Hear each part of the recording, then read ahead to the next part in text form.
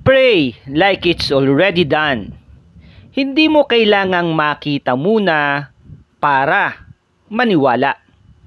Reflection from the book of Mark, chapter 11. And from Mark 11 verse 23 to 24, sinasabi ni Jesus, tandaan nyo ito. Kung kayo'y nananampalataya sa Diyos at hindi kayo nag-aalinlangan, maaari ninyong sabihin sa bundok na ito, umalis ka riyan at tumalon ka sa dagat, at ito nga ay mangyayari.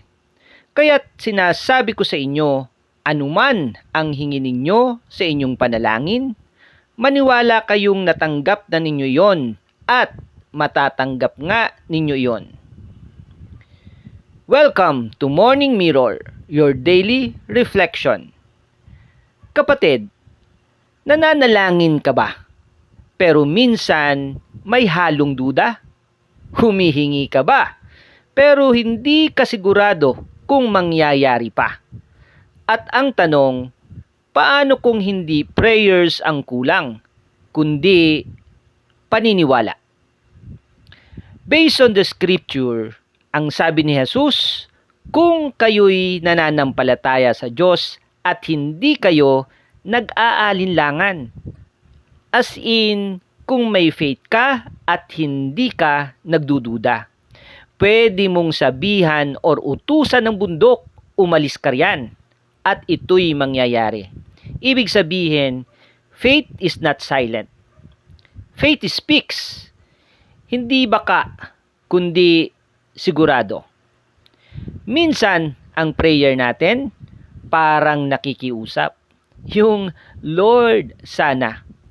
Lord, kung pwede. Pero sabi ni Jesus, maniwala ka na natanggap mo na. As in, past tense. Kapatid, pakinggan mo ito. Hindi ka namamalimos. Tumatanggap ka. Again, sabi ni Jesus, hindi nagdududa. Kasi ang doubt, parang preno sa faith. Kahit gaano kalakas ang prayers mo, kung may duda, hindi gagalaw ang bundok. Faith opens the door, but doubt quietly closes it.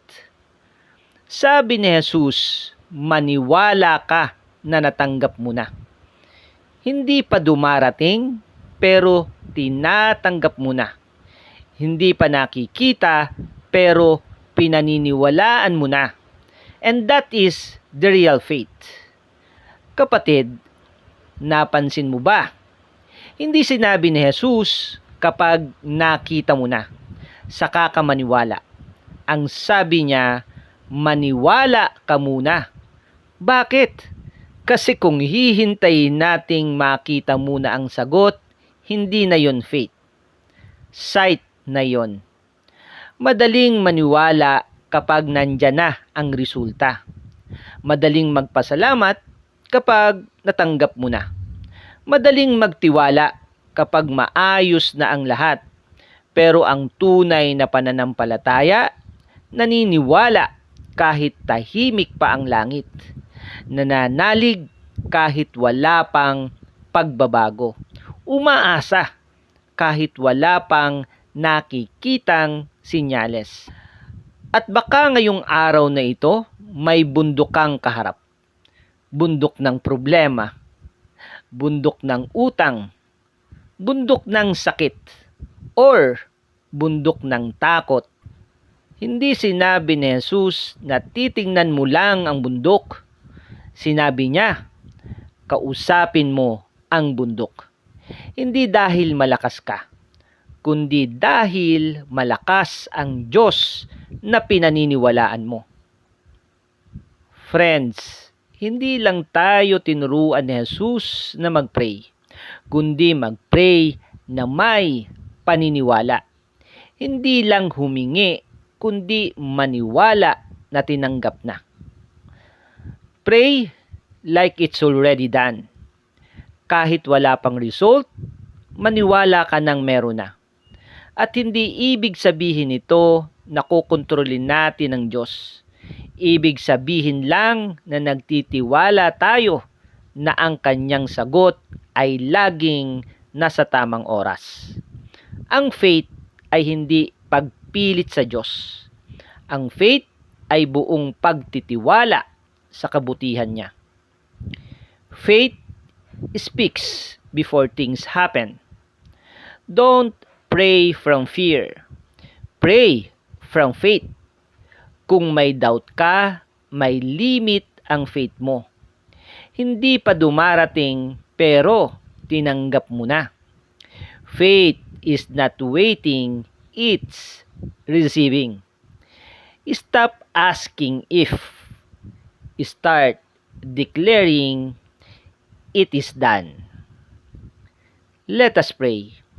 Lord, patawarin mo kami sa mga panalangin namin na may halong duda. Turuan mo kaming maniwala kahit hindi pa namin nakikita. Bigyan mo kami ng pananampalataya na matatag at buo.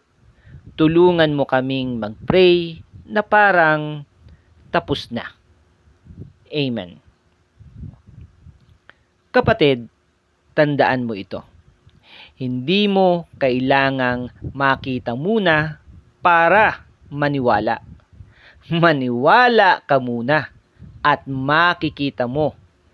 Kaya simula ngayon, mag-pray ka na parang tapos na. Amen.